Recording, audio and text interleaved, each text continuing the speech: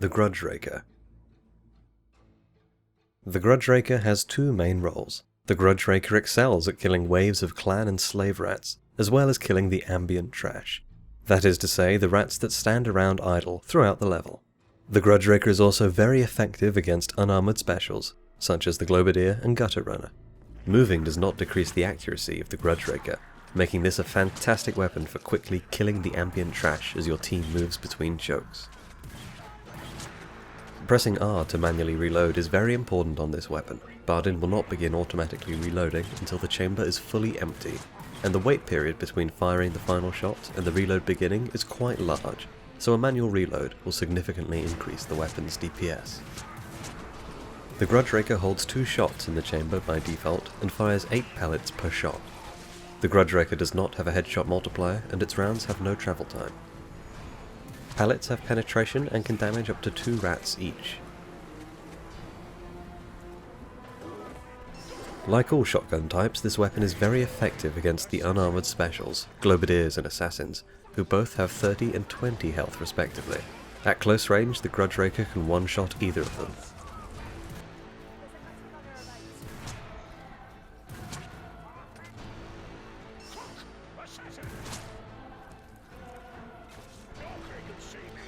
This weapon's greatest strength is its ability to deal with clumps of unarmored enemies.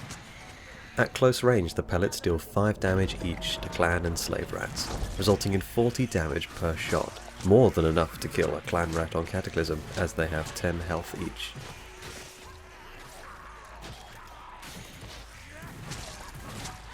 The spread on the pellets is not as bad as you might expect, but the loss in damage over distance is quite significant.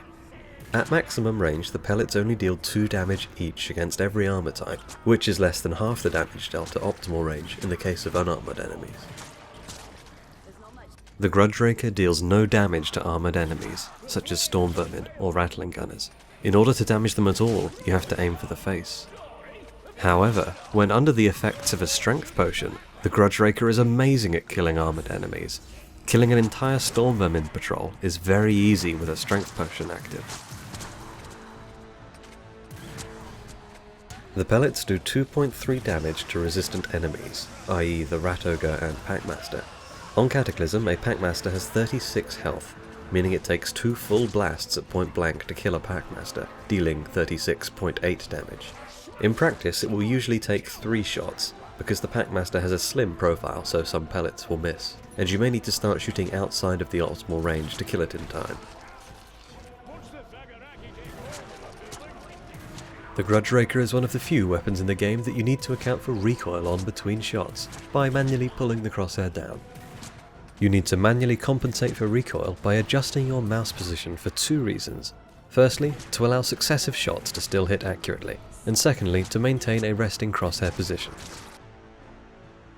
Unlike in other first-person shooters, negative recoil is not compounded with successive shots. Instead, only the subsequent shot's recoil is applied. This means that the amount that you need to adjust the crosshair to compensate varies based on the wait time between successive shots.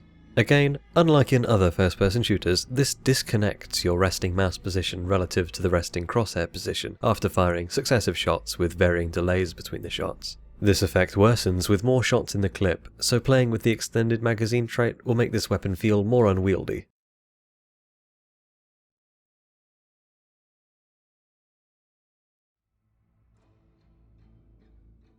If you do not fire within a period of recoil, no adjustment is needed and the gun handles well, as the resting crosshair position is maintained.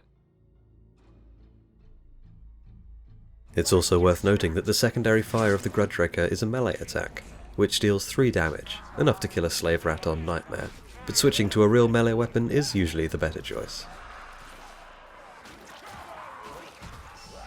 The Grudge-Raker is not a great choice for last stand.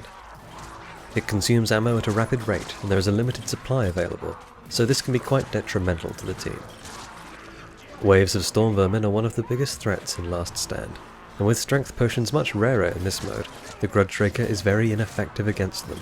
This, along with the threat of multiple specials spawning at once, make the Grudge-Raker a far worse choice than the handgun for last stand. The best use of a Grudge-Raker in last stand is to quickly deal with hordes of rats that accompany a Rat Ogre. While an ogre can be kited reliably by a player without taking damage, this becomes far more difficult with a horde of rats accompanying the ogre. Being able to move and clear a horde can make these hectic waves more manageable, allowing more freedom for your group to kite the ogre safely. In terms of raw damage against the ogre, however, the Grudge-Raker still cannot compete with the DPS of the handgun.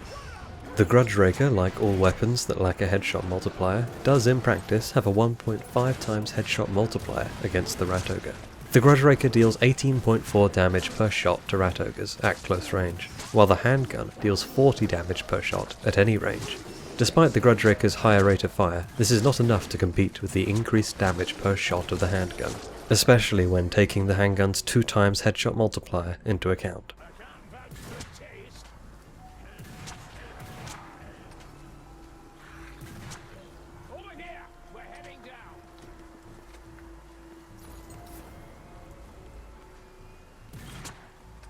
My top pick for traits for this weapon are Master Crafted.